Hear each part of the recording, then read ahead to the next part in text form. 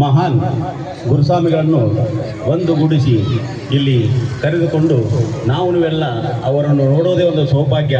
ನಾವು ಹೇಗೆ ಶಬರಿಮಲೆಗೆ ಓಡಿ ಓಡಿ ಹೋಗಿ ಅಯ್ಯಪ್ಪ ಸ್ವಾಮಿಯನ್ನು ನೋಡುತ್ತೇವೆ, ಅದೇ ರೀತಿ ಇಲ್ಲಿ ಆ ಗುರುಸ್ವಾಮಿಗಳನ್ನು ನೋಡ್ತಕ್ಕಂಥ ನಮ್ಮ ಸೌಭಾಗ್ಯ ಇವತ್ತು ನಿಮ್ಮೆಲ್ಲರದಾಗಿದೆ.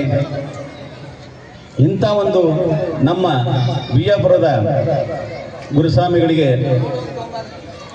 ಆಹ್ವಾನ ಕೊಟ್ಟು ಅವರನ್ನು ಕರೆಸಿದ್ದು ತುಂಬ ನೆನಪಿನಲ್ಲಿಟ್ಟುಕೊಂಡು ಇವತ್ತೊಂದು ಈ ಕಾರ್ಯಕ್ರಮಕ್ಕೆ ಚಾಲನೆ ಕೊಟ್ಟಂತ ಶ್ರೀ ರಾಜು ದೇಶಪಾಂಡೆ ಹೃದಯದ ಧನ್ಯವಾದಗಳು ಅರ್ಪಿಸ್ತೀನಿ. ಯಾಕಂದ್ರೆ ಈ ಕಾರ್ಯಕ್ರಮಕ್ಕೆ ಮುಖ್ಯವಾಗಿ ಚಾಲನೆ ಕೊಡ್ತಕ್ಕಂಥರು ರಾಜು ದೇಶಪಾಂಡೆ ಗುರೂಜಿಯವರು. ಸನ್ಮಾನ ಮಾಡಬೇಕು. ಭಾಷೆಯ ಕೆಲವೊಂದು ಆದರೂ ಸಹ ಹಿಂದಿಯನ್ನ ಮಾತಾಡಿದ್ರೆ ಇಲ್ಲಿ ಎಲ್ಲರಿಗೂ ತಿಳಿತದೆ. ಹಿಂದಿಯಲ್ಲಿ ಮಾತಾಡಿದ್ರೆ ಅದ್ಭುತವಾಗಿ ಎಲ್ಲರಿಗೂ ಅರ್ಥ ಆಗ್ತದೆ. ಅದೇ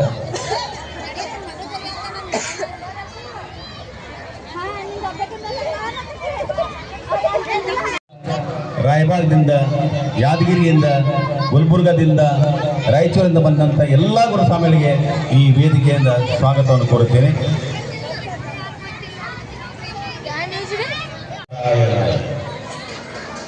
ಸ್ವಾಮಿ ಶರಣಯ್ಯಪ್ಪ మాతృమూర్తి ముఖ్యమైనటువంటి అయ్యప్ప స్వామిని అందరూ పూజిస్తున్నారు అంటే స్వామి కన్న తల్లి కాకుండా పెంచిన తల్లికి పులిపాలు తెచ్చినటువంటి మహోన్నత వ్యక్తి, మహోన్నతాముడు కనుకనే ఆయనను పూజిస్తూ ఉన్నారు. ಮುಖ್ಯವಾಗಿ ಮಾತೃಮೂರ್ತಿಗಳು ಬಂದಿರುವಂತಹ ನಮ್ಮ ದೀಕ್ಷಿಗಾಗಿರ್ಬೋದು, ನಮಗೆ ಮೊಟ್ಟಮೊದಲ ಜನ್ಮ ಕೊಡುವಂತಹ ತಾಯಂದರಾಗಿರುವುದು, ಇವತ್ತು ಮುಖ್ಯ ಅತಿಥಿಗಳಾಗಿ ಬಹಳ ಅದ್ಭುತವಾಗಿ ಬಂದಿರುವುದು, అందుకోసం ಎಲ್ಲರಿಗೆ ಧನ್ಯವಾದಗಳು ಮಾತೃಮೂರ್ತಿಗಳಿಗೆ. అదేవిధంగా మొదటి గురువు తల్లి, మరి గురువు తండ్రి, తల్లిదండ్రులకు అందరి పాదాలకు ప్రణమించి వారి తరువాత విద్య నేర్పేటటువంటి, అందున ఆధ్యాత్మిక విద్య నేర్పేటువంటి ఈ సభావేదికలో ఉన్నటువంటి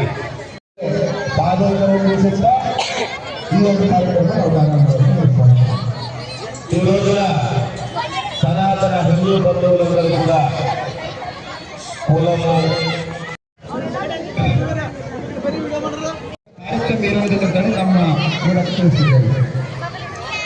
హరిహర సిద్ధుడు అయ్యప్ప స్వామి వారి దీక్ష పుణ్యమాని అందరూ కూడా ఐకమత్యం కోసం పాటుపడుతూ ఉన్నారు.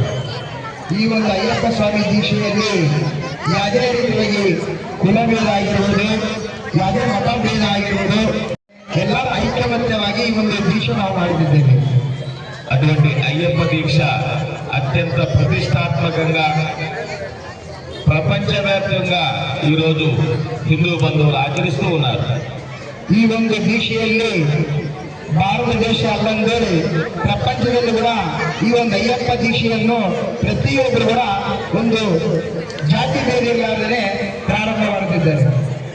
అటువంటి అయ్యప్ప దీక్ష అటువంటి కార్యక్రమానికి ఇచ్చినందుకు మరొకసారి నమస్కారం తెలియజేస్తున్నాను. ಈ ಒಂದು ಕಾರ್ಯಕ್ರಮಕ್ಕೆ ಮತ್ತು ಪ್ರಪಂಚದಲ್ಲಿರುವಂತಹ ಮತ್ತು ಭಾರತ ದೇಶದಲ್ಲಿರುವಂತಹ ಪ್ರತಿ ಅಯ್ಯಪ್ಪ ಭಕ್ತಾದಿಗಳಿಗೆ ಮತ್ತು ಈ ಒಂದು ವೇದಿಕೆಗೆ ನಮ್ಮನ್ನು ಆಹ್ವಾನಿಸಿರುವಂತಹ ನಿಮ್ಮೆಲ್ಲರಿಗೆ ನಮ್ಮ ಹೃದಯಪೂರ್ವಕ ಧನ್ಯವಾದಗಳು ತಿಳಿಸಿದ್ದೇವೆ. మనమందరం హిందూ, మనకి హిందువులను తెలియజేయడానికి సహకారం. ನಾವು ಹಿಂದೂ ಅಂದ್ರೆ తల్లులకు మాత్రమే అవకాశం ఉన్నది. అటువంటి తల్లులు మన పిల్లలకి మన సాంప్రదాయాన్ని, మన బొట్టు పెట్టుకునే విధానాన్ని ఉదయం నుంచి అలవాటు చేయాలి. ప్రతిరోజు ఉదయం అలవాటు చేయాలి. ಮುಖ್ಯವಾಗಿ ನಮ್ಮ ಮಹಿಳೆಯರಿಗೆ ನಾವು ತಿಳಿಸೋದೇನೆಂದ್ರೆ, ನಮ್ಮ ಮಕ್ಕಳಿಗೆ ನಿಮ್ಮಿಂದಲೇ ಪ್ರಾರಂಭ ಮಾಡುವುದು. ಸ್ಕೂಲಿಗೆ ಹೋಗಬೇಕಾದ್ರೆ ಇರುವಂತಹ ಮುಖ್ಯವಾಗಿ ಬೊಟ್ಟಿಡುವಂಥದ್ದು ನೀವೇನೇ ಮುಖ್ಯವಾಗಿ ತಿಳಿಸಿ ಪ್ರಾರಂಭ ಮಾಡಬೇಕಂತ ನಮ್ಮಲ್ಲಿ ಈ ಮೂಲಕ ತಿಳಿಸಿದ್ದೇವೆ.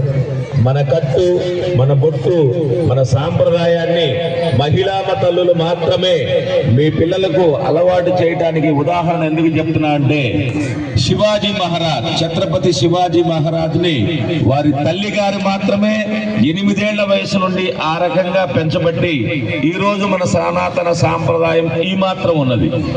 ಇವತ್ತು ಛತ್ರಪತಿ ಶಿವ ಆದ್ರೆ ಅವ್ರ ತಾಯಿಯಂದರು 8ನೇ ವರ್ಷದಿಂದ ಕೂಡ ಅವರಿಗೆ ಸಂಪ್ರದಾಯ ಎಲ್ಲಾ ರೀತಿಯ ತೋರಿಸ್ಕೊಟ್ಟಿರ್ಬೇಕಾದ್ರೆ ನಮ್ಮ ಹಿಂದೂ సాంప్రదాయంలో ఉన్నది. ನಮ್ಮ ಮಕ್ಕಳಿಗೆ ಪ್ರತಿಯೊಂದು ತಾಯಂದಿರಾಗಿರೋದು ತಂದೆಂದಿರಾಗಿರೋದು ನಮ್ಮ ಮಕ್ಕಳಿಗೆ ಸನಾತನ ಧರ್ಮ ಬಗ್ಗೆ ಆಗಿರ್ಬೋದು ನಮ್ಮ ಹಿಂದೂ ಧರ್ಮ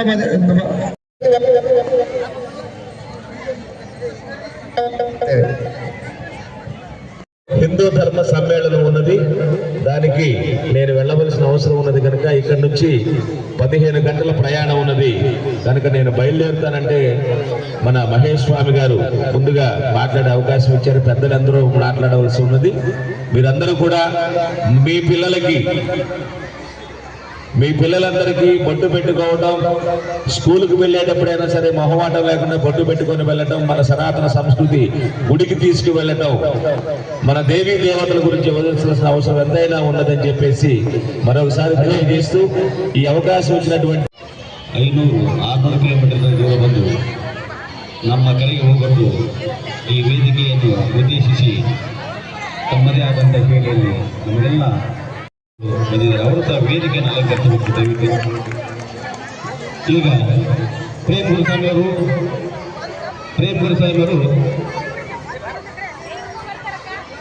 ವಾಸು ಗುರುಸ್ವಾಮಿಯವರಿಗೆ ಸನ್ಮಾನ ಮಾಡಬೇಕು.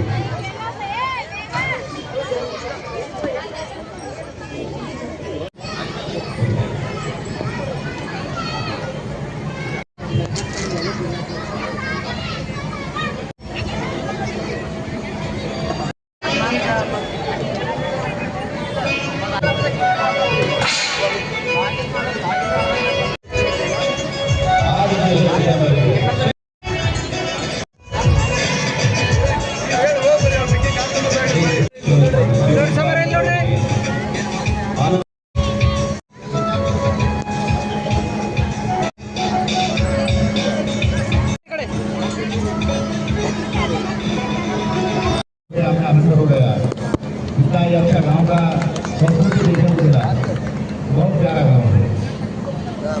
अभी यहाँ पर मैं बहुत ज़्यादा ज्ञान देने का नहीं हूँ, कुछ 2 बातें बताऊँगा जो सभी भक्तों को और हमारे स्वामी लोगों को, कन्या स्वामी, कच्ची स्वामी, घंटा स्वामी, गदा स्वामी, फेरू स्वामी, गुरु सारा को समझ में आ गया। भगवान की अय्यप्पा स्वामी की दीक्षा ये बहुत पावन है, बहुत पवित्र है, बहुत अद्भुत है, बहुत चमत्कारी है। एक का नहीं, करोड़ों लोगों की अनुभूति है। ये दीक्षा सारी की बहुत पवित्र है।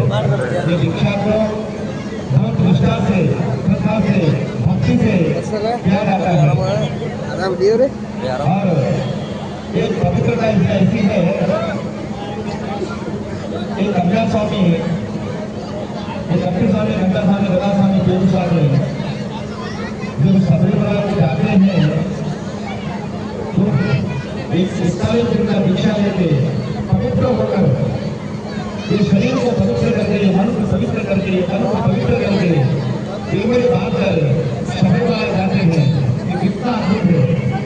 और उसके लिए ये लगता है गुरु, बिना गुरु के कोई शिष्य सबरीमला नहीं जा सकता। ये अद्भुत है। आप किधर भी जा रहे हैं तो गुरु की आवश्यकता नहीं है, कोई व्यवस्था को जाने का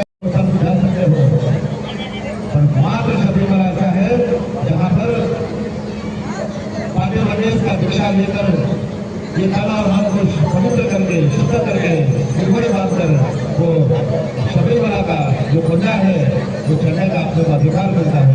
ये कितना अद्भुत है, कितना चमत्कार। सभी पावन गुरुओं को मैं प्रणाम करता हूँ और ये दीक्षा को घर घर तक पहुँचाए, ये धर्म का काम है। जो लोग अपन से करेंगे तो धर्म चलेगा, आगे लाएगा हो सकता है, पर धर्म करना बहुत जरूरी है। आज धर्म से लोग दूर जा रहे, पढ़ना है, लिखना है, बहुत बड़ा अर्थ करना है, पर हिंदू धर्म के बारे में जो अपना जो धर्म है, जहाँ पर आप पैदा हुए उसकी जानकारी भी होना बहुत जरूरी है। तो संस्कृति क्या है, सभी माताओं से, सभी बच्चों से, सभी जितने भी पिता है, जिसके बच्चे थे, उनसे मेरा निवेदन है कि बच्चों को धर्म सिखाए। अपने घर का सबसे पहला जो संस्कार केंद्र है वो अपने घर का देव घर है। जो बच्चे के घर में देव घर रहता और एक कृषि का वृंदावन रहता है, ये अपने घर का संस्कार केंद्र है। सभी पालियों से, सभी वो पिताओं से माताओं से कराए गए हैं कि अपने बच्चों को धर्म सिखाए, गंगा लगाना सिखाए, लड़की को भी गंगा लगाना सिखाए, लड़कों को भी सिखाए। बच्चे आपको इसके जाते समझने लगा, फिर समझने लगा था। तो हमारा ये कहिए कि माता पिता वो संस्कार दे कि अपना धर्म है, ये तिलक लगाना अपना धर्म है, लगाए थे, उसको लगाने की जरूरत नहीं है।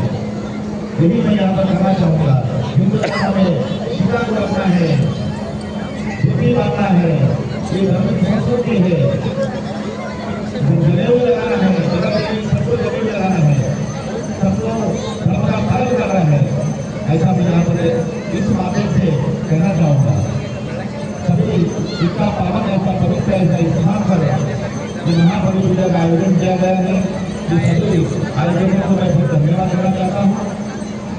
और हम सभी गुरुजनों को आंध्र प्रदेश, तेलंगाना, महाराष्ट्र, गुजरात, तमिलनाडु, कर्नाटक इतना दूर से सभी गुरुजनों के यहाँ पर एक गुरु सम्मेलन रखा गया है, ये गुरु मिलन रखा गया है। ये बहुत अद्भुत है, मेरे देने में आया अभी तक कि इतने लोग यहाँ पर इतने राज्यों से देशों से जुड़ा है।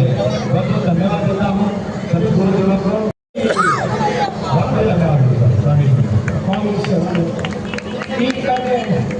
ಈ ಒಂದು 15 ವರ್ಷದ ಯಾತ್ರಾ ದೊಡ್ಡ ಒಂದು ಮಹಾಪರಿಪೂಜೆಗೆ ಮಹಾರಾಷ್ಟ್ರದ ಗುರುಸ್ವಾಮಿಗಳು, ಪವನ್ ಗುರುಸ್ವಾಮಿಗಳು ನಮ್ಮೆಲ್ಲರನ್ನು ಉದ್ದೇಶಿಸಿ ಕನ್ಯಾಸ್ವಾಮಿ ಅಂದ್ರೇನು, ಕತ್ತಿಸ್ವಾಮಿ ಅಂದ್ರೇನು, ನಗರಸ್ವಾಮಿ ಅಂದ್ರೇನು, ಗುರುಸ್ವಾಮಿ ಅಂದ್ರೇನು ಅಂತ ಆ ಚರ್ಚೆಗಳ ವಿಚಾರವನ್ನು ತಮ್ಮೆಲ್ಲರಿಗೆ ಪ್ರಸ್ತುತಪಡಿಸಬೇಕಾಗಿ ಹಾಗೂ ನಮ್ಮ ಈ ವಿಜಯಪುರದಲ್ಲಿ ಕಾರ್ಯಕ್ರಮಿಸಬೇಕಾಗಿ ಅವರಿಗೆ ಹೃದಯಪೂರ್ವಕ ಅಭಿನಂದನೆ ಸಲ್ಲಿಸ್ತಾ ಇದ್ದೀನಿ. ಅದೇ ತರನಾಗಿ ಈ ಕಾರ್ಯಕ್ರಮಕ್ಕೆ ನಮ್ಮ ಬಿಜಾಪುರ ಮಹಾನಗರ ಪಾಲಿಕೆಯ ಮೇಯರ್ಗಳಾದಂಥ ಅಧ್ಯಕ್ಷರು ರಮೇಶ್ ಕಲ್ರಿ ಅಣ್ಣವರು ಈ ಕಾರ್ಯಕ್ರಮಕ್ಕೆ ಆಗಮಿಸಿದ್ದಾರೆ. ಅವರಿಗೆಲ್ಲರೂ ಕೂಡ ನಮ್ಮೆಲ್ಲರ ಅಯ್ಯಪ್ಪ ಭಕ್ತರ ಹೋಗಿ ಹೃದಯಪೂರ್ವಕ ಸ್ವಾಗತವನ್ನು ಬಯಸ್ತಾ ಇದ್ದೇವೆ. ಅದೇ ತರನಾಗಿ ಇನ್ನೊಬ್ಬರು ಮಹಾನಗರ ಪಾಲಿಕೆಯ ಸದಸ್ಯರು ನಮ್ಮ ಆತ್ಮೀಯರಾದ ರಾಹುಲ್ ಯಾದವ್ ಕೂಡ ಈ ಕಾರ್ಯಕ್ರಮಕ್ಕೆ ಆಗಮಿಸಿದ್ದಾರೆ. ಅವರಿಗೆಲ್ಲರೂ ಕೂಡ ಸ್ವಾಗತವನ್ನು ಬಯಸ್ತಾ ಇದ್ದೇವೆ. ನಮ್ಮನ್ನೆಲ್ಲ ಉದ್ದೇಶಿಸಿ ಇದುವರೆಗೆ ಮಾತಾಡಿದಂಥ ಪವಾರ್ ಗುರುಸ್ವಾಮಿಗಳು ಸುಮಾರು 600-700 ಕಿಲೋಮೀಟರ್ದಿಂದ ನಮ್ಮನ್ನೆಲ್ಲ ಉದ್ದೇಶಿಸಿ ಮಾತಾಡಲು ಇಲ್ಲಿ ಒಂದು ಸಂಗಮ, 5 ರಾಜ್ಯಗಳ ಸಂಗಮ. ಈ ಸಂಗಮಕ್ಕೆ ಬರುವವರು ಕೂಡಿ ನಮಗೆಲ್ಲ ಆಶೀರ್ವಾದ ಮಾಡ್ತಾರೆ. ಅವರಿಗೆ ಕೋಟಿ ಕೋಟಿ ನಮನಗಳು. ನಮ್ಮಲ್ಲಿ ಇದೀಗ ಮಾತಾಡಿದಂಥ ವಾಸು ಗುರುಸ್ವಾಮಿಗಳು ಸುಮಾರು ಆಂಧ್ರ ತೆಲಂಗಾಣದಲ್ಲಿ ಅವರು ಅಯ್ಯಪ್ಪ ಸ್ವಾಮಿಯ ಹಾಡನ್ನು ಹಾಡಿಗಳಂದರೆ ಶ್ರೀ ಅಯ್ಯಪ್ಪ ಸ್ವಾಮಿಯನ್ನು ಆಕಾಶದ ಎತ್ತರಕ್ಕೆ ಹೋದಂಥ ಒಬ್ಬ ಮಹಾನ್ ಗಾಯಕರವರು. ಅವರ ಗಾಯನವನ್ನು ಕೇಳಿದರೆ ಅವರು ಈಗ ದೂರ ಹೊರಟಿದ್ದಾರೆ. ಆದರೆ ಅವರ ಗಾಯನವನ್ನು ಕೇಳಿದ್ರೆ ನಾವು ಎಲ್ಲೋ ಕಲ್ಪನೆಯಾಗ್ತದೆ. ಸಾಕ್ಷಾತ್ ಶ್ರೀ ಅಯ್ಯಪ್ಪ ಸ್ವಾಮಿಯನ್ನೇ ನಾವು ಎಲ್ಲೋ ಕಲ್ಪನೆಯಾಗ್ತದೆ. ಅದಕ್ಕೆ ದಯವಿಟ್ಟು ಗುರುಸ್ವಾಮಿಯವರು ತಮ್ಮದೇ ಆದಂಥ ವಿಶೇಷವಾದಂಥ ಶೈಲಿಯಲ್ಲಿ ಹಾಡುಗಳನ್ನು ಹಾಡ್ತಾ ಇರೋರು. ಒಂದು ಹಾಡನ್ನು ಕೇಳಿ ಅವರು ತಿಳ್ಕೊಂಡಂತೆ ಹೇಳ್ಕೊಳ್ತಾರೆ. ಸ್ವಾಮಿಯೇ ಶರಣಯ್ಯಪ್ಪ.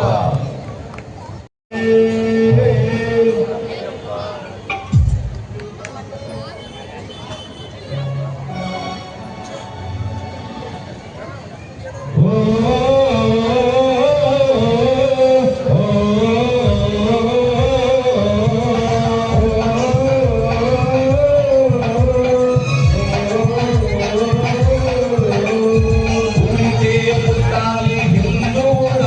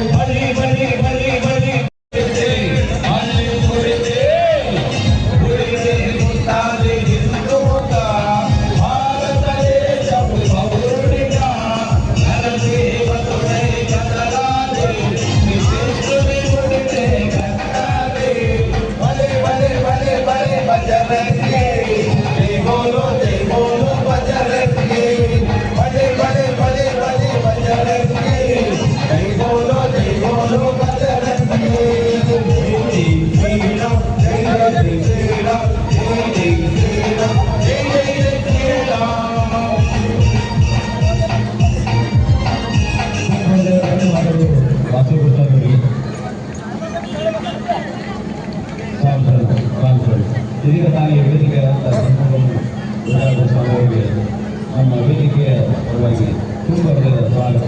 ಹಾಗೆ ಜೋಗಿಗೂರು ಸ್ವಾಮಿಯವರಿಗೆ ತುಂಬ ಹೃದಯದ ಸ್ವಾಗತ. ಈಗ ರಾಘವೇಂದ್ರ ಸ್ವಾಮಿಗಳು ಸ್ವಾಮಿಗಳಾದಂಥ ಸ್ವಾಮಿಯವರಿಗೆ ಕೇವಲ ನಾವು ನೀವೆಲ್ಲ ಅಯ್ಯಪ್ಪ ಸ್ವಾಮಿಯನ್ನು ನಮ್ಮ ಊರಲ್ಲಿ ಅಥವಾ ನಮ್ಮ ನಾಡಿನಲ್ಲಿ ಮಾತ್ರವ ಅಯ್ಯಪ್ಪ ಸ್ವಾಮಿಯ ವ್ರತಾವಳಿ ಅದರ ವೃತ್ತಾಂತವನ್ನು ಪ್ರಚಾರ ಮಾಡ್ತಾ ಇದ್ದೇವೆ. ನಮ್ಮ ವೃತ್ತಾಂತವಾದಂಥ ಸುಮಾರು ದೇಶಗಳಲ್ಲಿ ಹೊರ ದೇಶಗಳಲ್ಲಿ ಅಯ್ಯಪ್ಪ ಸ್ವಾಮಿಯನ್ನು ಪ್ರಚಾರ ಮಾಡ್ತಾ ಇದ್ದಾರೆ. ಅಂತ ಒಂದು ವೃತ್ತಾಂತಗಳು ಇವತ್ತು ನಮ್ಮ ವೇದಿಕೆಗೆ ಅನುಭವಿಸಿದ್ದಾರೆ. ಅಂತವರಿಗೊಂದು ಜೋರಾದ ಚಪ್ಪಾಳೆ, ಹಾಗೆ ಒಂದು ಚಳವಳಿತ. ಯಾಕಂದ್ರೆ ನಾವು ಇಲ್ಲಿಯೇ ಪ್ರಚಾರ ಮಾಡಲಿಕ್ಕೆ ನಾವು ಮಾತಾಡ್ತಾ ಇದ್ದೀವಿ. ಸಾವಿರದಾಚೆಗಳು ಸುಮಾರು 9-10 ದೇಶಗಳಲ್ಲಿ ಅಯ್ಯಪ್ಪ ಸ್ವಾಮಿಗಳು ಪ್ರಚಾರ ಮಾಡ್ತಾ ಇದ್ದಾರೆ. ಅವರೊಬ್ಬರು ಇಂಜಿನಿಯರ್ ಅಷ್ಟೆಲ್ಲ ಸಾಫ್ಟ್ವೇರ್ ಕಂಪನಿಯನ್ನು ನಡೆಸ್ತಾ ಇದ್ದಾರೆ. ಆ ಕಂಪನಿಯ ಕೆಲಸದೊಂದಿಗೆ ಸುಮಾರು ದೇಶಗಳಲ್ಲಿ ಬರುತ್ತಿರುವಂತ ಅಯ್ಯಪ್ಪ ಸ್ವಾಮಿಯ ಧರ್ಮವನ್ನು ಪ್ರಚಾರ ಮಾಡ್ತಾ ಇದ್ದಾರೆ. ಅಂತವರು ನಮ್ಮ ಮನೆಯಲ್ಲಿ ಒಂದು ಸೌಭಾಗ್ಯ.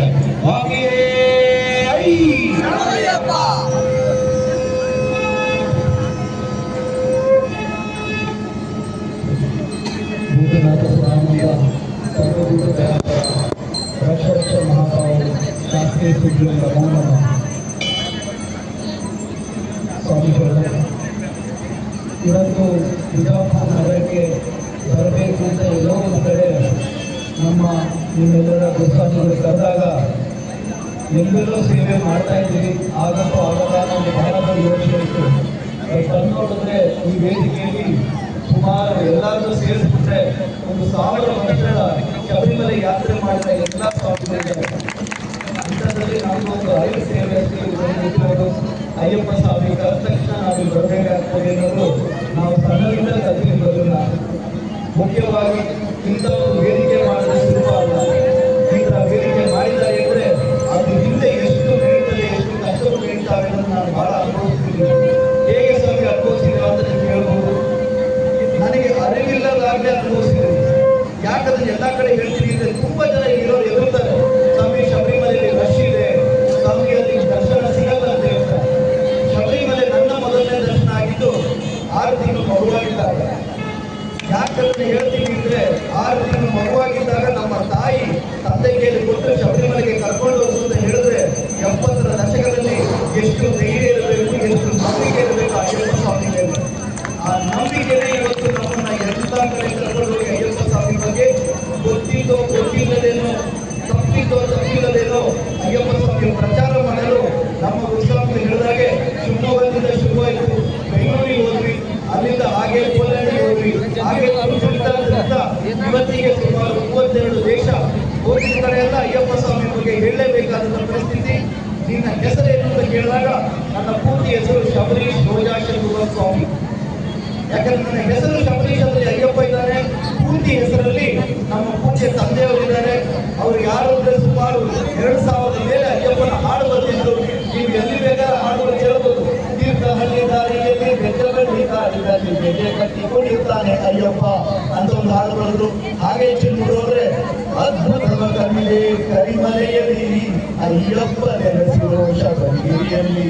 ಯಾಕೆಂದ್ರೆ ಹಾಡು ಬರೆಯೋದು ಸ್ವಲ್ಪ, ಆದ್ರೆ ತನ್ನಂತಾನೆ ಅಯ್ಯಪ್ಪ ಸ್ವಾಮಿ ಸೇವೆಯಲ್ಲಿ ಒದಗಿಸಿಕೊಂಡು ಯಾರು ನೋಡಿದ್ರು ಎಲ್ಲಿ ನೋಡಿದ್ರು ಅಯ್ಯಪ್ಪನನ್ನು ನೆನೆಸ್ಕೊತ ಹಾಡು ಬರೆದಿಲ್ಲ ಬಹಳ ಕಷ್ಟ. ಅಂತ ತಂದೆಯನ್ನು ಪಡ್ಕೊಂಡು ಆದ್ಮೇಲೆ ನಾನು ಅಯ್ಯಪ್ಪನ ಸೇವಕನಾಗಲಿಲ್ಲ ಅಂದ್ರೆ ಅದಕ್ಕೆ ಅರ್ಥನೇ ಇಲ್ಲ. ಅದಕ್ಕೋಸ್ಕರನೇ ನಿತ್ಯವಾಗಿ ಅಯ್ಯಪ್ಪನ ಸೇವೆ ಮಾಡ್ತಾ ಇದ್ದೀವಿ. ಇಲ್ಲಿನ ಎಲ್ಲ ಗುರುಸ್ವಾಮಿಗಳು ನಮಗೆ ಆಧಾರ ಸ್ತಂಭವಾಗಿದ್ದಾರೆ. ಅವರ ಮಾರ್ಗದರ್ಶನ ನಡೀತಾ ಇದೀವಿ ಅಷ್ಟೇ.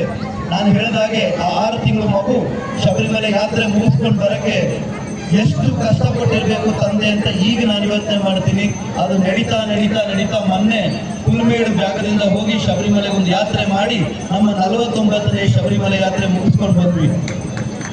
ಆ 49 ಯಾತ್ರೆ ಮುಗಿಸ್ಕೊಂಡು ಬಂದ ತಕ್ಷಣ ನಮ್ಮ ತಂದೆ ಹೇಳಿದ್ರು, ನಮ್ಮ ತಾಯಿ ಮತ್ತೆ ಹೇಳಿದ್ರು, ಅಮ್ಮ ಶಬರಿಮಲೆ ಯಾತ್ರೆ ಚೆನ್ನಾಗಾಯ್ತಾ ಅಂದ್ರು. ಹೂ ಚೆನ್ನಾಗಾಯ್ತು ಅಂದೆ.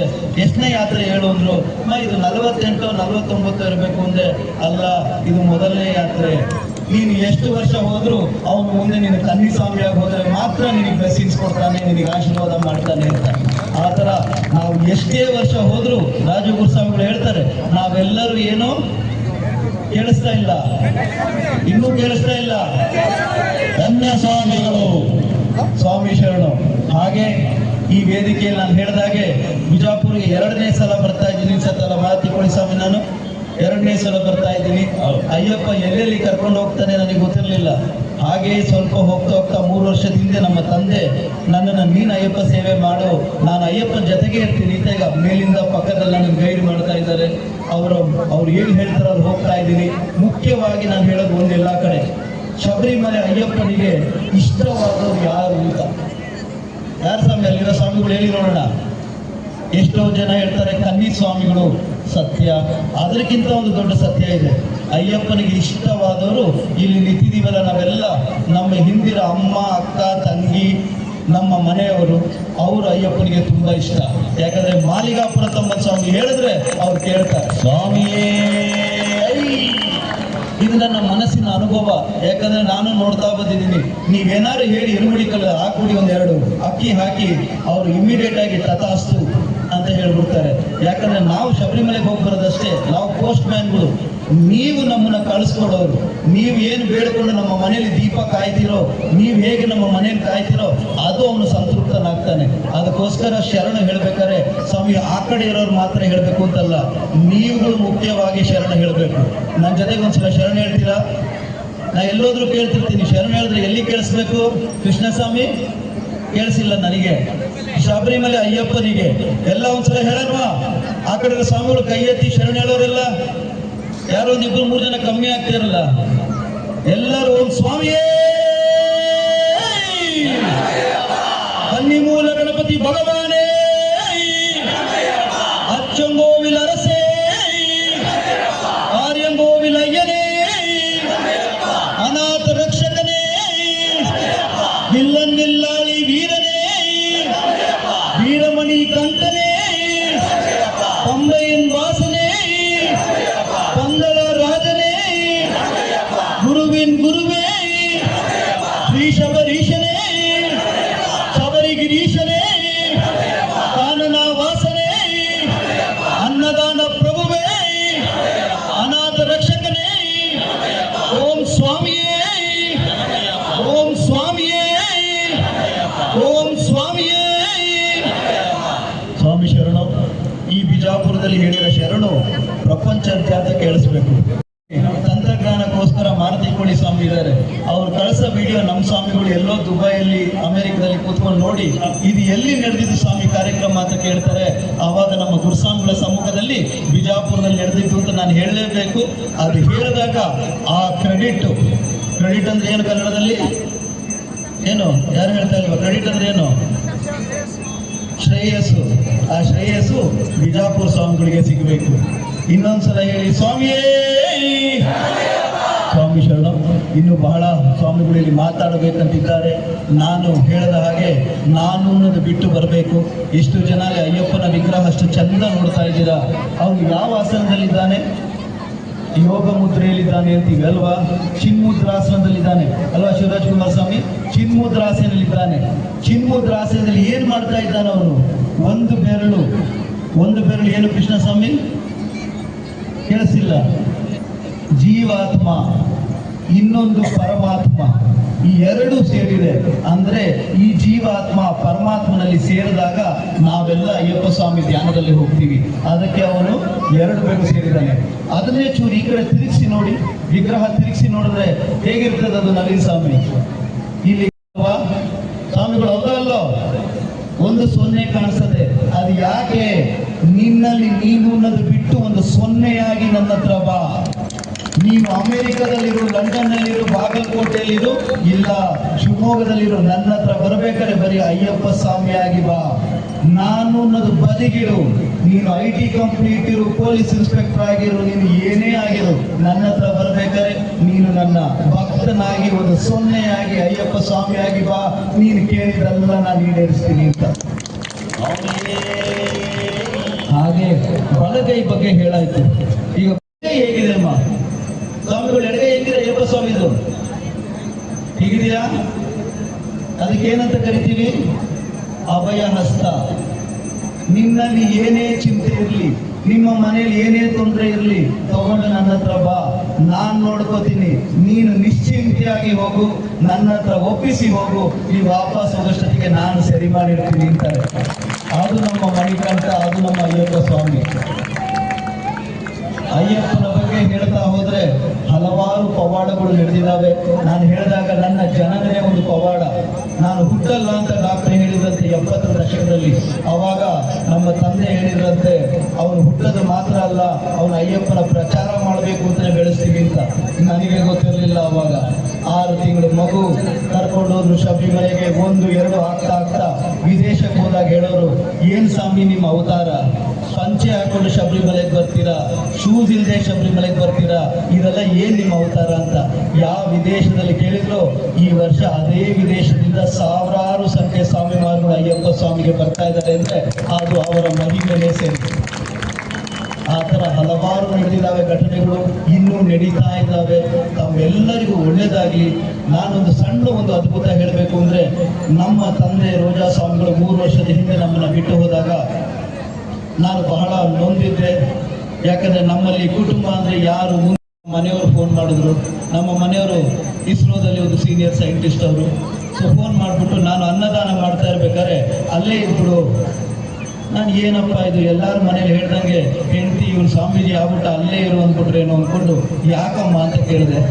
ಇಲ್ಲ, ನಮಗೆ ದೊಡ್ಡ ಮಣಿಕಂಠಗೆ 15 ವರ್ಷ 14 ಆಗಿದೆ.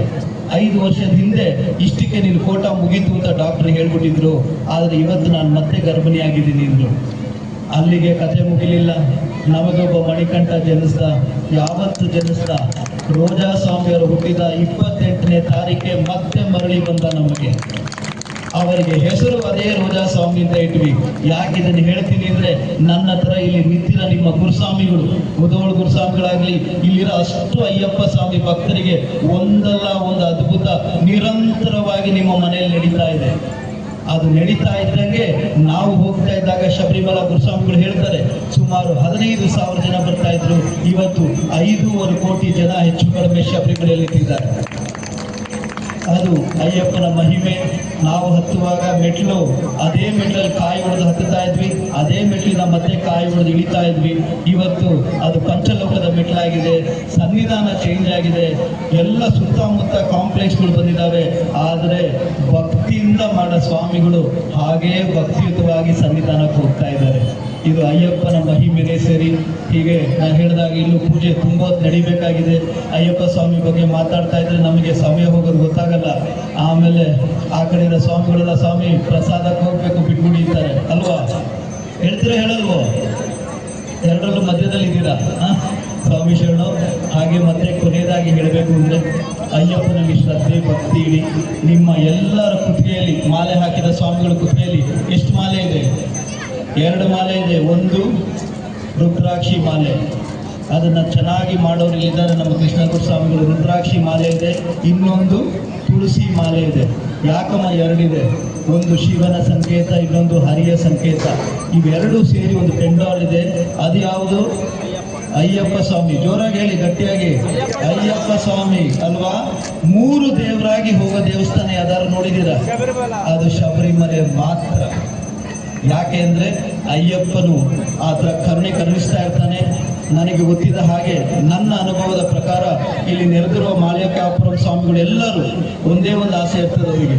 ಮುಖ್ಯವಾಗಿ ಸ್ವಾಮಿ ಮಾಲೆ ಹಾಕಿದಾಗ ನಮ್ಮ ಯಜಮಾನರು, ನಮ್ಮ ಅಣ್ಣ, ನಮ್ಮ ತಮ್ಮ ಎಷ್ಟು ಚೆನ್ನಾಗಿ ಕರೀತಾನೆ, ಎಷ್ಟು ಚೆನ್ನಾಗಿ ಮಾತಾಡ್ತಾನೆ, ಎಷ್ಟು ಚಂದ ಸ್ವಾಮಿ ಆಗಿದ್ದಾನೆ. ಬಂದ ಮೇಲೆ ಆ ಸ್ವಾಮಿ ಆಗ್ಬಿಡ್ತಾನೆ ಸ್ವಾಮಿ. ಅವನು ಆ ಸ್ವಾಮಿ ಆಗದೆ ಸ್ವಾಮಿ ಆಗಿದ್ರೆ ಎಷ್ಟು ಚೆನ್ನಾಗಿರ್ತದೆ ಅಂತ. ಆ ಥರ ಸ್ವಾಮಿಮಾರುಗಳು ಎಲ್ಲ ಯಾವುದಾದ್ರು ಒಂದು ಕೆಟ್ಟ ಗುಣಗಳನ್ನ ಶಬರಿಮಲೆಯಲ್ಲಿ ತ್ಯಾಜಿಸಿ ಬನ್ನಿ. ಎಲ್ಲದೂ ಮಾಡಿದ್ರೆ ಬೋನಸ್. ಯಾವ್ದಾದ್ರು ಒಂದಾದ್ರು ತ್ಯಾಸ ಬಂದ್ಬಿಟ್ರೆ ನಮ್ಮ ಜೀವನ ಚಂದ ಆಗ್ತದೆ. ನಮ್ಮ ತಂದೆಯವರು 3 ಹೇಳ್ಕೊಟ್ಟಿದ್ರು, ಪ್ರೀತಿಸು, ಯೋಚಿಸು, ಕ್ಷಮಿಸು. ಈ 3ನ್ನ ಎಲ್ಲರೂ ಹೇಳ್ತಾ ಇದ್ರು.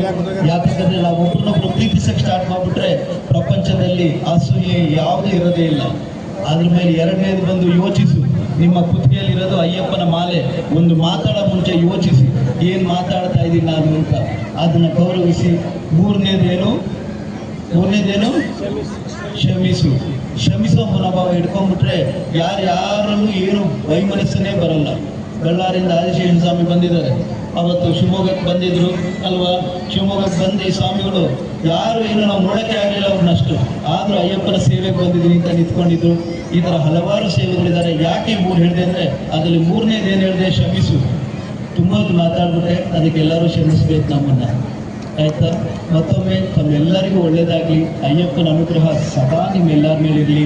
ನಾವು ಇಷ್ಟೊಂದು ತಾಳ್ಮೆಯಿಂದ ಕೂರ್ತಾ ಇದ್ದೀವಿ, ಆದರೆ ಅಯ್ಯಪ್ಪ ಸ್ವಾಮಿ ಆ ಮುದ್ರಾಸನದಲ್ಲಿ ಕೂತ್ಕೊಂಡು ಅವನಿಗೊಂದು ಬಂಗಾರದ ಪಟ್ಟಿ ಖಾಲಿ ಕಟ್ಟಿದ್ದಾರೆ. ಆ ಥರ ಎಷ್ಟು ವರ್ಷ ಎಷ್ಟು ಯುಗಗಳಿಂದ ಕೂತಿದ್ದಾರೆ. ಈ ಪೂಜೆ ಯಶಸ್ವಿ ಆಗಲಿ ಅಂತ ಹಾರೈಸ್ತಾ ಮತ್ತೊಮ್ಮೆ ನನ್ನ ಜೊತೆಗೆ ಶರಣ ಹೇಳ್ತೀರಾ, ಈ ಪೂಜೆ ನಡೆಸೋದಾಗಲಿ ಅಂತ ಹೇಳ್ತಾ. ಸ್ವಾಮಿಗಳು ಕೇಳಿಸ್ತಾ ಇದೆ ನಮ್ಮ ಮಾತಾಡೋದು? ಶರಣ ಹೇಳ್ತೀರಾ? ನನಗೆ ಕೇಳಿಸ್ತಾನೆ ಇಲ್ಲ. ಹೇಳ್ತೀರಾ? ಹೇಳ್ತೀವಿ ಅನ್ನೋದೇ ಅಯ್ಯಪ್ಪ ಸ್ವಾಮಿ ಕೇಳಿಸ್ಬೇಕು. ಹೇಳ್ತೀರಾ? ಹೇಳ್ತೀರಾ? ಹೇಳ್ತೀರಾ? ಸ್ವಾಮಿಯೇ ಓಂ ಸ್ವಾಮಿಯೇ ಓಂ ಸ್ವಾಮಿಯೇ ಸ್ವಾಮಿ ಶರಣು. ಹಾಗೆ ನಾನು ಹೇಳಿದ ಹಾಗೆ ಯಾವತ್ತೇ ಅಯ್ಯಪ್ಪಂದು ಏನೇ ಇದ್ರು ನಿಸ್ಸಂಕೋಚದಿಂದ ಫೋನ್ ಮಾಡಿ ಕಾಲ್ ಮಾಡಿ ಶೀಘ್ರದಲ್ಲೇ ಅಲ್ಲ ಗುರುಸ್ವಾಮಿಗಳ ಸಮ್ಮುಖದಲ್ಲಿ ಎರ್ಮೇಲಿ ಯಾವುದೋ ಒಂದು ಸಣ್ಣ ಜಾಗ ಓಪನ್ ಮಾಡಿದ್ದೀವಿ. ಯಾರು ಹೋಗ್ಬೇಕಂದ್ರೆ ಗುರುಸ್ವಾಮಿಗಳು ಏನೇನು, ಯಾಕಂದರೆ ಪ್ಲಾಸ್ಟಿಕ್ ಯೂಸ್ ಮಾಡಬಾರ್ದು, ಹಾಗೆ ಇನ್ನೂ ಏನೇನು ಮಾಡಬಾರ್ದು ಅಂತ ಚೆಂದಾಗಿ ದಾವಸ್ಪೇಟೆಯಲ್ಲಿ ಹೇಳಿದ್ರು. ಅವತ್ತು ಏನು ಮಾಡಬೇಕು ಏನು ಮಾಡಬಾರ್ದು ಅನ್ನೋದನ್ನ, ಮಾಡಬೇಕು ಅನ್ನೋದ ಬೇಗ ಕಲಿಬೋದು, ಮಾಡಬಾರ್ದು ಅನ್ನೋದನ್ನ ಕಷ್ಟಪಟ್ಟು ಕಲಿಬೇಕು. ಅದಕ್ಕೆ ಎಲ್ಲರಿಗೂ ಒಳ್ಳೇದಾಗಲಿ. ಸ್ವಾಮಿ ಶರಣು, ಸ್ವಾಮಿ ಶರಣು, ಸ್ವಾಮಿಯೇ. ಸ್ವಾಮಿಯ ಅನುಗ್ರಹ ಅವರ ಮೇಲೆ ಎಷ್ಟಿದೆ ಅನ್ನೋದನ್ನು ಅವರ ಮಾತಿನಲ್ಲೇ ಅಪಾರವಾದ ಅವರ ನಂಬಿಕೆ ನಮಗೆಲ್ಲ ಅರ್ಥ ಆಗ್ತದೆ. ಅಂಥ ಒಬ್ಬ ಗುರುಸ್ವಾಮಿಯವರನ್ನು ಪಡೆದಂಥ ನಾವು ಸಹ ಧನ್ಯವಾದಗಳು ಅವರಿಗೆ. ಮತ್ತೊಮ್ಮೆ ವಿಜಯಪುರ ನಗರದಿಂದ ಹಾಗೂ ಈ ಸುತ್ತಮುತ್ತಲಿನ ಎಲ್ಲ ಅಯ್ಯಪ್ಪ ಸ್ವಾಮಿ ಭಕ್ತರ ಪರವಾಗಿ ಅವರಿಗೆ ಒಂದು ಶರಣ ಘೋಷ. ಸ್ವಾಮಿಯೇ. ವೇದಿಕೆಯನ್ನು ಅಲಂಕರಿಸಿದಂಥ ಮಹಾನಗರ ಪಾಲಿಕೆಯ ಮಹಾಪೌರರಿಗೆ ಹಾಗೂ ಮತ್ತೋರ್ವ ನಮ್ಮ ಸದಸ್ಯರಿಗೆ ಸನ್ಮಾನ ಮಾಡಬೇಕು. ಪ್ರೇಮ್ ಸ್ವಾಮಿಯವರು. ಶರಣಂ ಸ್ವಾಮಿಯೇ ಶರಣಂ, ಸ್ವಾಮಿ ಶರಣಂ ಅಯ್ಯಪ್ಪ ಶರಣಂ, ಶರಣಂ ಸ್ವಾಮಿ ಶರಣಂ ಅಯ್ಯಪ್ಪ ಶರಣಂ, ಸ್ವಾಮಿ ಶರಣಮಯ್ಯಪ್ಪ, ಸ್ವಾಮಿ ಶರಣಂ ಅಯ್ಯಪ್ಪ. ಮಾಡ್ತಾರೆ ಬರೀ ಪಾದಯಾತ್ರೆ ಅಲ್ಲ, ಹೋಗ್ಬೇಕಾದ್ರೆ ನೋಡಿದಂಥ ನಮ್ಮ ಗುರುಸ್ವಾಮಿಗಳವರು ಅವರು ಇವತ್ತು ನಮ್ಮ ಕರೆಗೆ ಹೋಗೊಟ್ಟು ಇಲ್ಲಿ ಈ ಸಂಗಮದಲ್ಲಿ ಸ್ವಾಮಿಯೇ ಶರಣಮಯ್ಯಪ್ಪ. స్వామియే శరణమయ్యప్ప. స్వామి శరణం, స్వామి శరణం. అందరి గురుస్వాములకి పాద నమస్కారములు. అందరి గురుస్వాములకి పాద నమస్కారములు. అందరి గురుస్వాములకి పాద నమస్కారములు. ఇక్కడ ఉన్న అందరి అయ్యప్ప స్వాములు, కన్య స్వాముల నుంచి పెద్ద స్వాములు అందరికీ పాద నమస్కారములు. స్వామి అయ్యప్ప అంటే చాలా మహాశక్తివంతుడు, ఆయన ధన్వంతుడి. అందరూ అన్నీ చెప్పారు. పిల్లలు లేని వాళ్ళకి పిల్లలు కల్పించారు. తీరని రోగము, క్యాన్సర్ నుంచి ఎలాంటి రోగమైనానో అయ్యప్ప స్వామి నేటి కొబ్బరిలో తీసుకొని వెళ్తే చాలు, ఆయన ఆ సంతోషంతో పొయ్యండ్రు మెయ్యోడు నెయ్యి తేంగా నువ్వు కొండపోనాడు అయ్యனை కానడం సగరుగలైనదే. అంటే నిజమైన ఆత్మభక్తితో ఆయనకి నెయ్యి నింపి ఆ నేతి కొబ్బరి తీసుకోండి, అభిషేకం చేసి ఆ ప్రసాదం తింటే క్యాన్సర్ కాదు ఎలాంటి జబ్బైనాను నిమిషాలు క్యూరైపోతుంది. ఆయన ప్రశ్నలు ఆయన ఒక్కది, బిడ్డలు లేని వారికి బిడ్డలు, చదువు లేని వారికి చదువు, ఐశ్వర్యం అన్ని ఇచ్చిన ఆయన అయ్యప్ప 18 మెట్ల పైన మన కోసం కూర్చున్నాడు. సత్యమైన 18 మెట్లు ఎక్కేటప్పుడు మన కళ్ళల్లో నీటి వస్తుంది. ఆ ఆనందాన్ని ఆయన చూడడానికి 2 కళ్ళు చాలు, 1000 కళ్ళు ఉన్నాయి చాలు. ఆయన యొక్క ఆయన అనుగ్రహం ఉంటే బాగుంటారు, సురక్షితంగా ఉంటారు. ఆయన అందరూ బాగున్నారు. చెప్పులు మందే లేదన్న వాళ్ళకి మందు లేదు. ఏ డాక్టర్ చెప్తాడు దీనికి మందే లేదు అని చెప్తే ఆ 18 మెట్ల పైన నెయ్యి అభిషేకం చెయ్యండి, ఆ నెయ్యి తెచ్చి వాళ్ళకి ఇవ్వండి, వాళ్ళకి ఉండే జబ్బు కాస్త పోతుంది. ఇది సత్యం సత్యం సత్యం. ఆ 18 మెట్ల పైన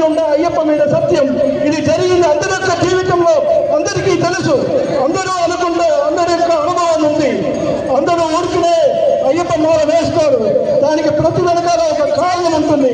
ఆ కారణం వాళ్ళ మనసులో ఉంటుంది.